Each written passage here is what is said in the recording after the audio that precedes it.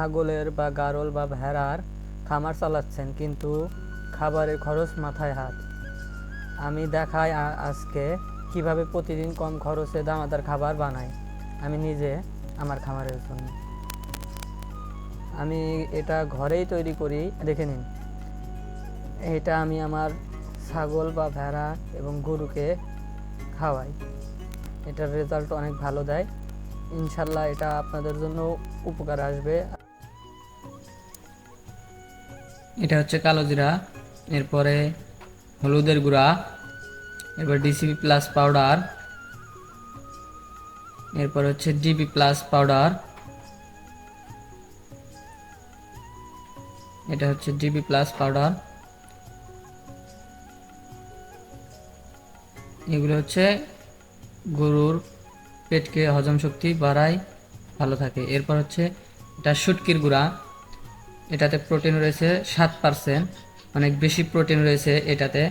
এরপরে আছে এই পাশে ভুট্টার গুঁড়া, এটা হচ্ছে ভুট্টা ভাঙা একদম ময়দার মতো।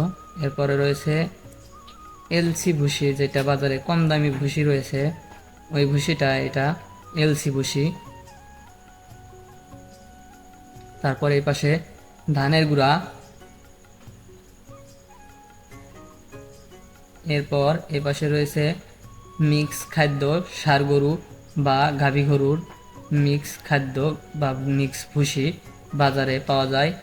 1000 থেকে 1100 টাকা বস্তা নিতে পারে আপনার থেকে, জায়গা ভেদে ভিন্ন রকম দাম হতে পারে। আমার এখান থেকে 1000 টাকা নিয়েছিল 25 কেজি বস্তা। এরপরে রয়েছে এটা হচ্ছে সয়াবিনের ভুসি বা সয়াবিন ভাঙ্গা, এটাতেও অনেক প্রোটিন রয়েছে এবং স্বাস্থ্যের জন্য খুবই কার্যকরী একটা খাবার। এটা শরীর মোটা তাজা করে দ্রুত। ষাঁড় গরু এবং গাভী গরুর দুধ উৎপাদন বৃদ্ধি করায়। এরপর আমি প্রথমে এখানে মিশিয়ে নিয়েছি 10 কেজি সয়াবিনের খোল এবং 10 কেজি ষাঁড় গরুর ভুসি বা মিক্স খাদ্য। ওই দুইটা আমি 10 কেজি 20 কেজি আমি এখানে মোট দিয়েছি। এরপরে দিব হচ্ছে ভুট্টার গুঁড়া 10 কেজি পরিমাণ। ভুট্টার গুঁড়াটা অনেক মিহি করতে হবে যাতে খাদ্যটার সাথে ভালোভাবে মিশে যায়। দলা দলাটা নিলে হজম হবে না, সমস্যা করবে। সেই কারণে গুঁড়োটা একদম গুঁড়ো ভুট্টার গুঁড়া, যেটা আটা বা ময়দার মতো করে নেওয়া যায়, তাহলে ভালো হয়।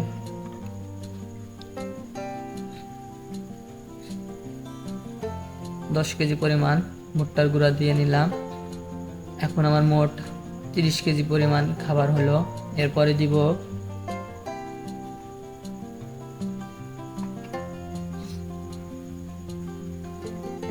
দিব ভুসি, যেটা বাজারে কম দামি এলসি ভুসি। এলসি ভুসিটা আমি দিব হচ্ছে 10 কেজি পরিমাণ।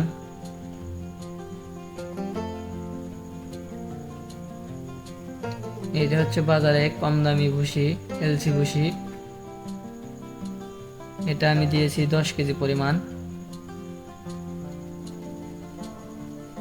আমি মোট 60 কেজি একটি খাবার তৈরি করব। যেহেতু খাবারটা বেশি দিন ঘরে রাখা যায় না, তার জন্য আমি খুব একটা বেশি তৈরি করব না। আমার যাতে 10 থেকে 15 দিন খাবারটা যায় খামারে, সেভাবে তৈরি করব।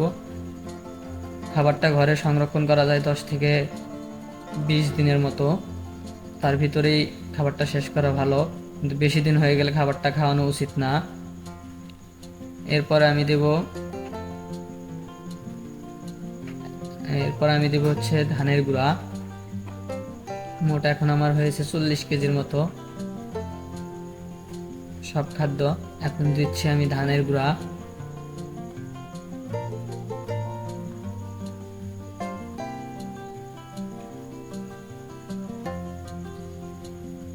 এটা হচ্ছে ধান ভাঙানোর পর যে চাউল থেকে বের হয়, ধান থেকে বের হয় গুঁড়াটা, চাউলের এবং গুঁড়া, শুধু ওই গুঁড়োটাই। অটোমেলের গুঁড়া কেনা যাবে না, সেটাতে অনেক ধুলা বালু থাকে, ওইটা খাওয়ালে অনেক সমস্যা হয়। সেক্ষেত্রে আপনার বাড়ির আশেপাশে বা বাজার থেকে ভালো মানের ধানের গুঁড়াটা ব্যবহার করবেন। এরপরে দিচ্ছি আমি হাফ কেজি পরিমাণ শুটকির গুঁড়া।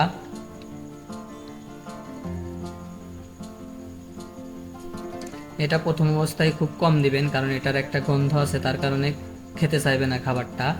সেক্ষেত্রে আপনি প্রথম অবস্থায় অল্প অল্প অল্প অল্প করে খাওয়ানোর চেষ্টা করবেন।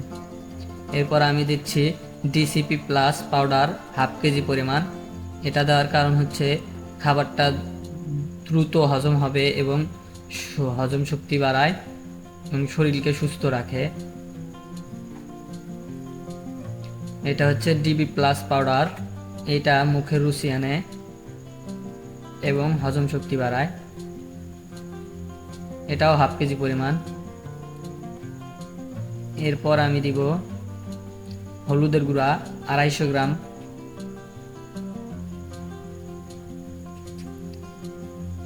এটাও হজম শক্তির কাজ করে। খাবারটা খাওয়ার পর যদি হজমে কোনো পেট ফাঁপা বা পেট ফোলার কোনো সমস্যা থাকবে না, এগুলো যদি দেন সেক্ষেত্রে কোনো পেট ফাঁপার কোনো ভয় থাকবে না। এরপরে দিচ্ছি আমি কালো জিরা 250 গ্রাম পরিমাণ। এরপর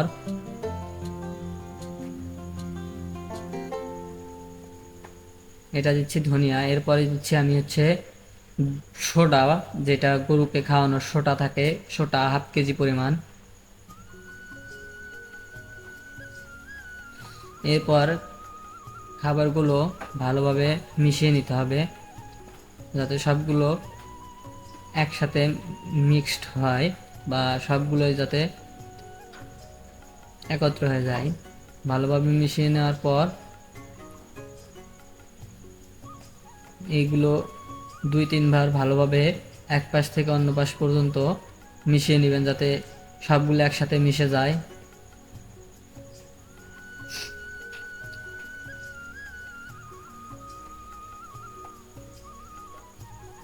আমার আমার ভিডিওগুলো যদি আপনাদের কাছে ভালো লেগে থাকে সেক্ষেত্রে আপনারা আমার চ্যানেলকে সাবস্ক্রাইব করবেন, ভিডিওতে লাইক করবেন এবং আমার চ্যানেলের পাশে থাকবেন। ইনশাল্লাহ আমি আপনাদের জন্য ভালো কিছু করতে চাই এবং আমার জন্য দোয়া করবেন, আমি যেন আপনাদের জন্য কিছু উপকার করতে পারি।